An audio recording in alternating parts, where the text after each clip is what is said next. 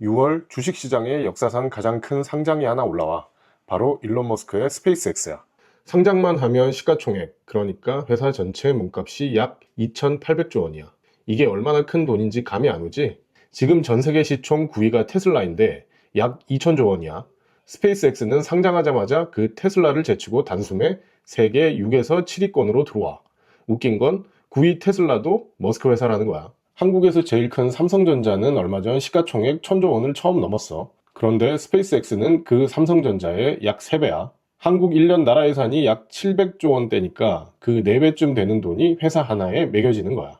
근데 그건 미국 회사잖아. 나랑 무슨 상관이야. 라고 생각하는 사람들이 아마 있을 거야. 하지만 좋은 소식이 하나 있어. 한국에서도 소액으로 여기에 올라타는 길이 있어. 바로 그 길을 처음부터 끝까지 알려줄게. 먼저 이 회사가 왜 이렇게 비싼지부터 보자. 스페이스X 매출은 6년 새 무려 10배가 뛰었어. 작년 한 해 매출만 약 26조 원이야. 6년 새 10배나 성장하는 게 얼마나 드문 거냐면 그 잘 나가는 엔비디아 정도가 비슷한 속도였어. 세계에서 제일 빨리 크는 테크 기업 중 하나라는 거야. 핵심 엔진은 스타링크라는 위성 인터넷 사업이야.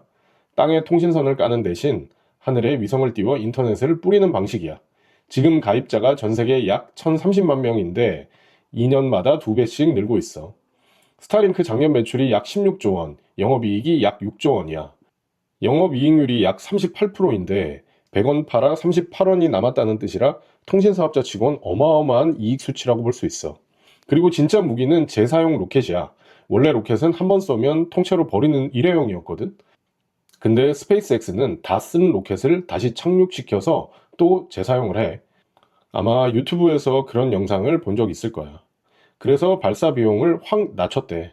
얼마나 압도적이냐면 지난해 전 세계가 우주로 올려보낸 짐의 무게 가운데 80% 이상을 스페이스X 혼자 날렸어.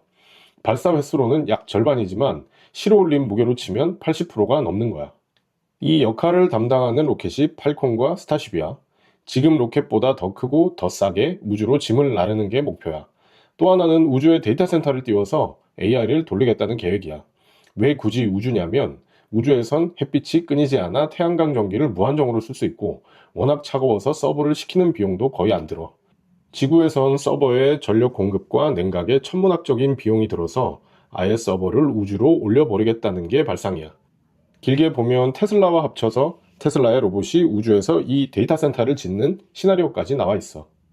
정리하면 지금 버는 돈은 스타링크가 책임지고 미래의 꿈은 우주와 AI가 바치는 구조야. 그래서 시장에서는 그 미래 가치까지 매겨서 2,800조 원이라는 값이 나온 거야. 자, 그럼 스페이스X 주식을 어떻게 사느냐? 한국에 있는 개인 투자자들은 이 공모주를 직접 받기가 사실상 불가능해. 이유가 있어.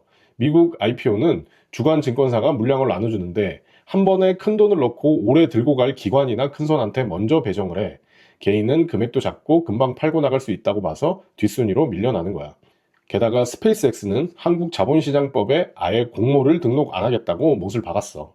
그래서 우리한테 현실적인 길은 ETF야. ETF는 여러 종목을 한 바구니에 담아 통째로 사고 파는 상품이야. 지금은 스페이스X가 비상장이라 이 ETF에 직접 담을 수는 없어.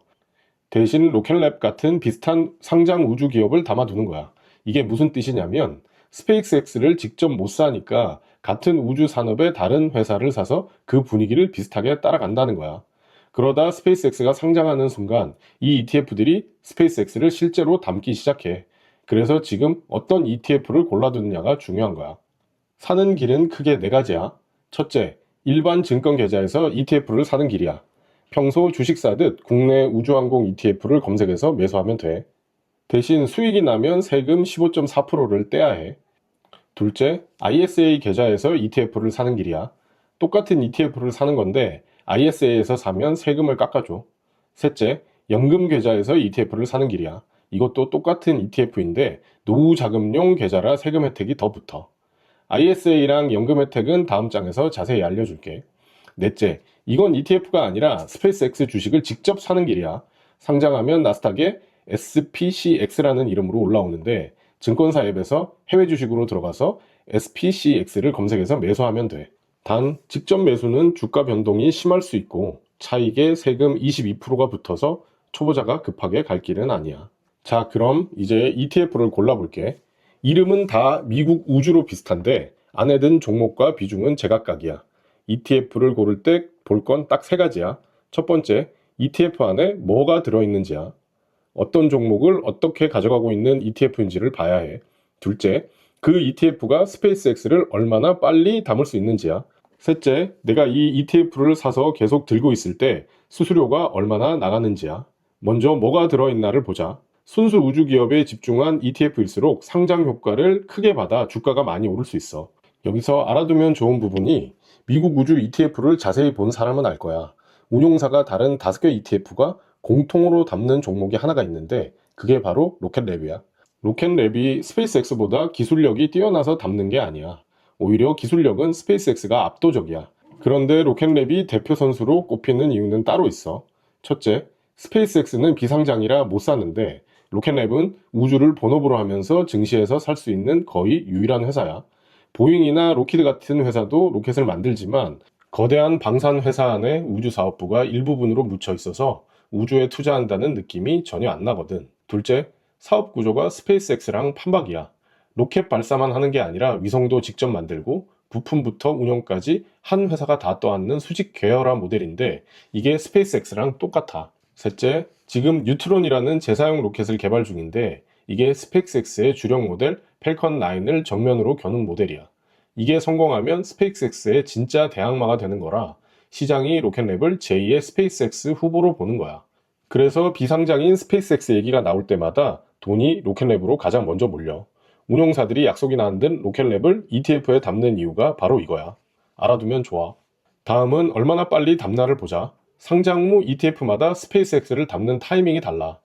빠른 건 1영업일, 느린 건 3영업일인데 상장 직후 주가가 가장 많이 출렁이는 기간이라 이 며칠이 수익률을 완전히 가를 수 있어. ETF를 직접 굴리는 펀드 매니저가 종목을 선수 갈아 끼우는 액티브 ETF는 더 빨리 담을 수도 있어. 마지막은 수수료가 얼마인가를 보자. ETF는 들고만 있어도 매년 빠지는 수수료가 있는데 이걸 총 보수라고 해. 싼 건 연 0.45%, 비싼 액티브는 0.85%야. 100만 원당 매년 4,500원이냐 8,000원이냐인데 길게 갈수록 이 차이가 복리로 쌓이니 무시할 수 있는 금액은 아니야. 국내 우주항공 ETF는 방산까지 넓히면 8개에서 9개나 돼. 그중 미국 순수 우주회사와 스페이스X를 빠르게 직접 편입한다는 조건을 내세운 건 5개로 좁혀져. 나머지는 방산이나 드론, 국내 우주까지 섞어 담아서 스페이스X 직접 편입과는 거리가 좀 있어. 이름만 비슷한 이런 상품을 잘못 사면 우주를 산 줄 알았는데 방산을 사게 될 수도 있어. 그러니 살 때는 ETF 안에 구성 종목을 꼭 열어봐. 직접 다 찾아보기 힘들 테니 어떤 ETF에 뭐가 들었는지 내가 상세하게 정리해서 바로 뒤에 알려줄게.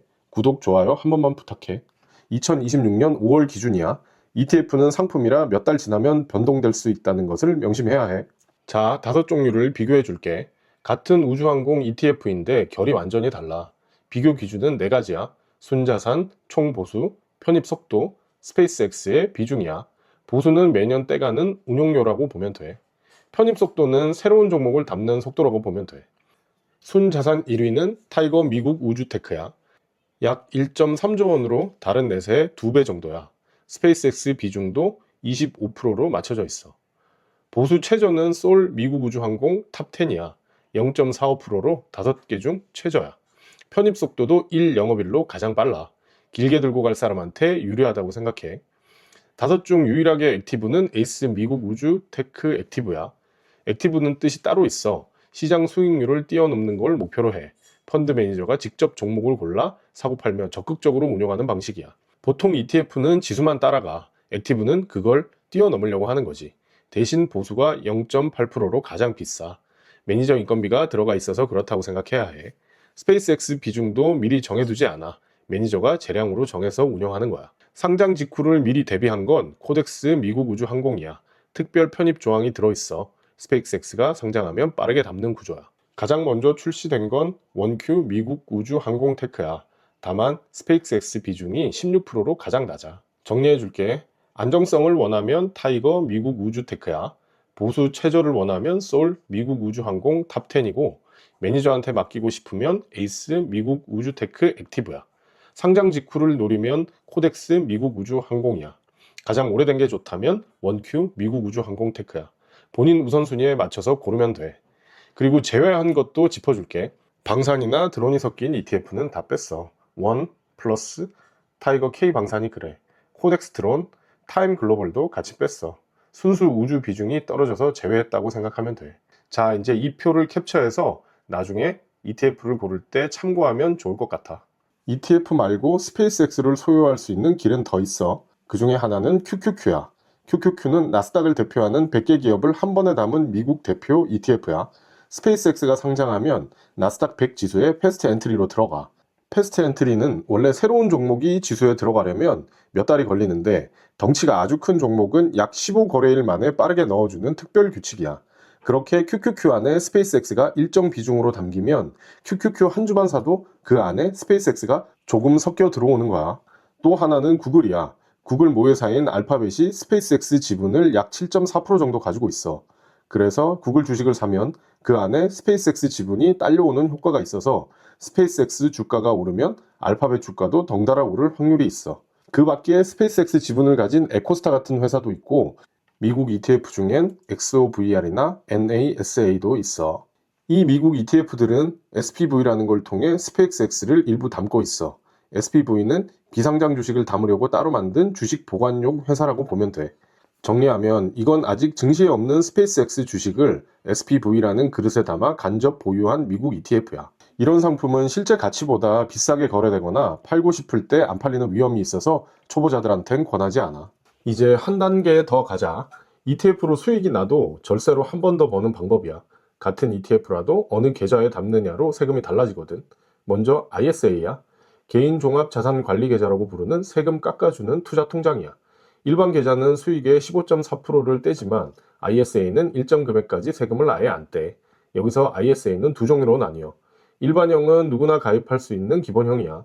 서민형은 총 급여 5천만 원 이하인 사람이 만들 수 있는데 혜택이 훨씬 더 커. 일반형은 수익 200만 원까지, 서민형은 400만 원까지 세금이 0원이야. 그 금액을 넘는 초과분도 9.9%만 떼. 이걸 분리과세라고 하는데 다른 소득과 합치지 않고 따로 떼는 거라 세율이 확 뛰는 걸 막아줘. 예를 들어 우주 ETF에서 500만 원을 벌었다고 해보자. 일반 계좌면 500만 원 전체의 15.4%가 붙어 세금이 약 77만 원이야. ISA 일반형이면 수익 200만 원까지는 세금이 0원이고 남은 300만 원에만 9.9%가 붙어서 약 30만 원이야. 같은 500만 원을 벌어도 세금이 77만 원이냐 30만 원이냐로 갈리는 거야. 그러니 수익 금액이 많아질수록 세금 차이는 더 크겠지. 두 번째 절세의 길은 연금계좌야. 연금계좌는 크게 두 가지인데 연금저축펀드랑 개인형 퇴직연금 IRP야. 둘 다 국내 상장 ETF를 담을 수 있어서 우주항공 ETF도 여기서 살 수 있어. 가장 큰 매력은 세액공제야. 세액공제는 낸 돈의 일부를 연말정산 때 세금으로 깎아주는 거야. 연금저축이랑 IRP를 합쳐 한 해 최대 900만 원까지 공제받을 수 있어. 또 계좌 안에서 번 수익은 바로 세금을 안 떼고 밀어주는데 이걸 과세 이연이라고 해. 세금 낼 돈까지 재투자되니까 복리 효과가 더 커져. 대신 연금이라 만 55세 이후 연금으로 받는 게 원칙이고 중간에 깨면 받은 혜택을 모두 토해내야 해. 내 계좌의 핵심 차이만 간단하게 짚어줄게. 일반 계좌는 절세 혜택이 없어. 수익의 15.4%를 세금을 내야 해. 하지만 뭐든 살 수 있어. ISA 일반형은 200만 원까지만 비과세야. 누구나 가입이 가능하고 중단기에 적합해. ISA 서민형은 한도가 400만 원으로 2배야. 단 총 급여 5천만 원 이하의 조건이 붙어. 해당되면 무조건 서민형이 유리하겠지. 연금계좌는 두 가지 혜택이 있어. 세액공제 900만 원과 과세 이연이야. 노후에 연금을 타거나 장기적으로 굴릴 사람한테는 딱이야. 단 ISA랑 연금은 국내 상장 ETF만 담을 수 있어. 스페이스X를 직접 매수하는 건 일반 계좌에서만 가능해. 자, 여기까진 좋은 얘기였어. 그럼 이제 그림자도 봐야 공정하지. 첫 번째, 적자 이야기야. 그것도 꽤 커. 이 회사를 3층짜리 집으로 보면 이해가 쉬워. 1층은 스타링크인데 작년에 약 6조 원을 번 확실한 흑자 가게야. 2층은 로켓 발사 본업인데 스타쉽에 돈을 퍼붓느라 약 6천억 원 적자라 거의 본전치기야. 1층이랑 2층, 그러니까 원래 본업을 합치면 그래도 약 5조 원 흑자야. 문제는 지하실이야. 작년에 합병한 AI 사업 XAI가 지하에 있는데 이 지하 혼자 약 9조 원을 까먹었어. 1, 2층이 5조를 벌어도 지하가 9조를 태워버리니 집 전체로서는 약 3조 6천억 원 적자가 나는 거야. 지금까지 쌓인 적자, 그러니까 누적 적자는 약 58조 원에 달해. 물론 그 지하실에 있는 적자는 미래에 베팅하는 의도된 투자라는 시각도 있어. 실제로 그 AI 데이터 센터를 경쟁사 엔트로픽에 매달 약 1조 7천억 원을 받고 빌려주기도 해. 빈 데이터 센터를 월세 놓아 돈 버는 셈이라 적자를 메울 카드도 있기는 한 거야. 그래도 언제 흑자로 돌아갈지는 아무도 장담할 수 없어. 둘째, 변동성이야. 순수 우주주는 미래 기대로 오르는 주식이라 호재엔 크게 뛰고 악재엔 크게 빠져. 실제로 AST 스페이스 모바일은 며칠 전 경쟁사 블루 오리진의 로켓이 폭발했다는 뉴스 하나에 하루 만에 약 18%가 빠졌어. 일주일 새 19% 빠진 적도 있어. 반대로 인투이티브 머신스는 하루에 35% 폭등하기도 했어. 인투이티브 머신스는 달에 착륙선을 보내는 미국 우주 기업인데 뉴스 하나에 이렇게까지 출렁일 수 있어. 하루에 이만큼 움직이는 게 흔하다는 거야. 낙폭 큰 롤러코스터인 셈이야. 셋째, 고평가 부담이야. 보통 주식이 비싼지 따질 때는 PER, 즉 주가 수익률을 봐. PER은 회사가 버는 순수익의 몇 배에 거래되느냐는 건데 스페이스X는 적자라 PER이 아예 안 나와. 자기 돈으로 얼마나 버는지 보는 ROE도 적자라 마이너스야. 그래서 매출로 보는데 지금 몸값이 작년 매출의 100배가 넘어. 구글이나 애플이 매출의 10배 안팎, 삼성전자가 5배쯤인 걸 생각하면 100배는 미래를 한참 당겨 쓴 가격이야. 기대만큼 회사가 성장을 못하면 주가가 많이 빠질 수도 있어. 넷째, 상장 효과가 이미 가격에 미리 반영됐을 수 있어. 대표적인 게 전기차 회사 리비안이야. 2021년에 공모가 78달러로 상장했는데 일주일 만에 172달러까지 2배 넘게 치솟았어. 근데 기대가 식자 쭉 빠져서 2022년엔 18달러, 공모가의 4분의 1 토막이 났어. 큰 IPO는 이렇게 소문에 사서 뉴스에 파는 일이 잦아. 그래서 상장 직후에 무작정 따라 사는 게 제일 위험해. 다섯째, 머스크 의존이야. 일론 머스크가 의결권의 약 85%를 진 슈퍼 보팅 구조라 사실상 혼자서 결정한다고 봐야 돼. 강력한 추진력인 동시에 견제가 안 되는 큰 리스크이기도 해. 스페이스X에 투자할 수 있는 도구인 ETF의 좋은 점 하나 더 짚어볼게. ETF는 그 자체로 수십 개의 종목을 한 바구니에 담는 거라 이미 분산 투자가 돼 있어. 한 종목이 폭삭 망해도 나머지가 받쳐주니까 개별 우주주 하나만 사는 것보다 충격이 훨씬 덜해.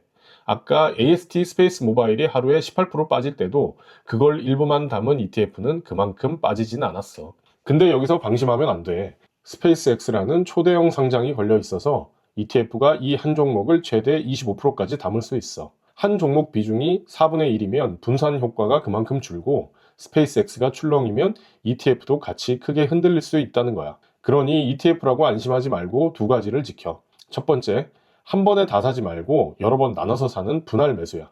예를 들어 100만 원을 살 거라고 가정을 하면 한 번에 다 사지 말고 일주일에 25만 원씩 4번을 나눠 사는 식이야.